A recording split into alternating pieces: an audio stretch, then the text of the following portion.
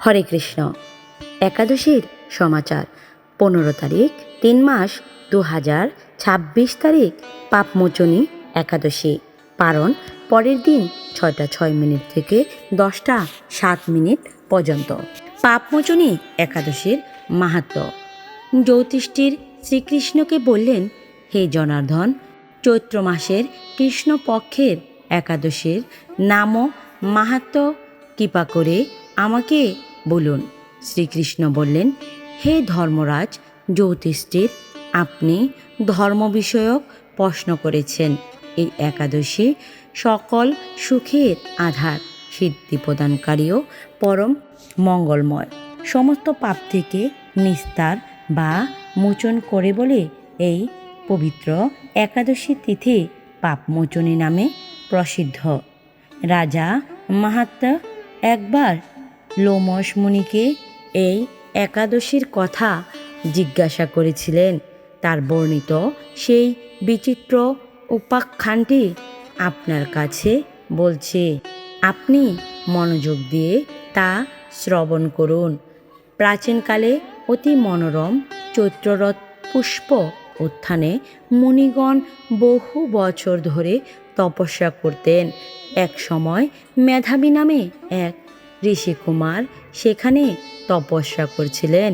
মঞ্জুঘোষা নামে এক সুন্দরী অপ্সরা তাকে বশীভূত করতে চাইল, কিন্তু ঋষির অভিশাপের ভয়ে সে আশ্রমের 2 মাইল দূরে অবস্থান করতে লাগল। বীণা বাজিয়ে মধুর স্বরে সে গান করত।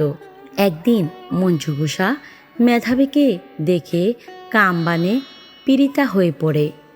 ওইদিকে ঋষি মেধাবী ও অপ্সরার অনুপম সৌন্দর্য দেখে মুগ্ধ হন।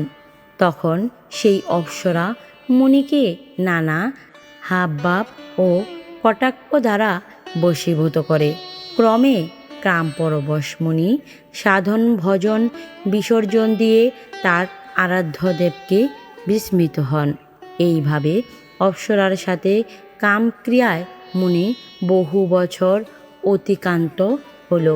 মুনিকে আচার ভ্রষ্ট দেখে সেই অপ্সরা দেবলোকে ফিরে যেতে মনস্থ করল। একদিন মঞ্জুঘোষা মেধাবী মুনিকে বলতে লাগল, হে প্রভু, এখন আমাকে নিজ গৃহে ফিরে যাবার অনুমতি প্রদান করুন। কিন্তু মেধাবী বললেন, হে সুন্দরী, তুমি তো এখন সন্ধ্যাকালে আমার কাছে এসেছ, প্রাতকাল পর্যন্ত আমার কাছে থেকে যাও। মুনির কথা শুনে অভিশাপ ভয়ে সেই অপ্সরা আরও কয়েক বছর তার সাথে বাস করল। এইভাবে বহু বছর অতিবাহিত হলো। দীর্ঘকাল অপ্সরার সহবাসে থাকলেও মেধাবীর কাছে তা অর্ধরাত্রি বলে মনে হলো। মঞ্জুঘোষা পুনরায় নিজ স্থানে গমনের প্রার্থনা জানালেন। মুনি বললেন, এখন প্রাতকাল, যতক্ষণ পর্যন্ত আমি সন্ধ্যাবর্ধনা না সমাপ্ত করি ততক্ষণ পর্যন্ত তুমি এখানে থাকো। মুনির কথা শুনে ঈষৎ হেসে মঞ্জুঘোষা তাকে বলল, হে মুনিবর, আমার সহবাসে আপনার যে কত বৎসর অতিবাহিত হয়েছে তা একবার বিচার করে দেখুন।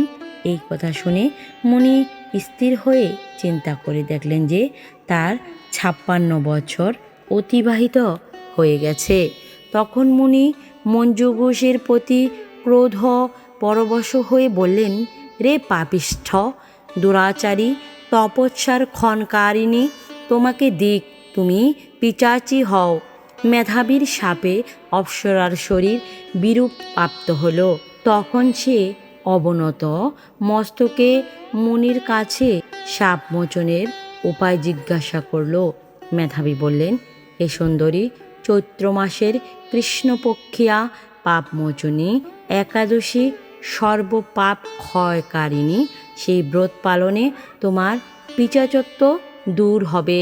পিতার আশ্রমে ফিরে গিয়ে মেধাবী বললেন, হে পিতা, এক অপ্সরার সঙ্গদোষে আমি মহাপাপ করেছি। এর প্রায়শ্চিত্ত কি, তা কৃপা করে আমায় বলুন। উত্তরে চ্যবনমুনি বললেন, চৈত্র মাসের কৃষ্ণপক্ষিয়া পাপমোচনী একাদশী ব্রতের প্রভাবে তোমার পাপ দূর হবে। পিতার উপদেশ শুনে মেধাবী সেই ব্রত ভক্তি ভরে পালন করল। তার সমস্ত পাপ দূর হলো। পুনরায় তিনি তপস্যার ফল লাভ করলেন। মঞ্জু ঘোষাও ওই ব্রত পালনের ফলে পিচাচত্ব থেকে মুক্ত হয়ে দিব্যদেহ স্বর্গে গমন করল। হে মহারাজ, যারা এই পাপমোচনী একাদশী পালন করেন তাদের পূর্বকৃত সমস্ত পাপই ক্ষয় হয়। এই ব্রত কথা পাঠ ও শ্রবণে সহস্র গোদানের ফল লাভ হয়। জয় জয় শ্রী একাদশীর জয়।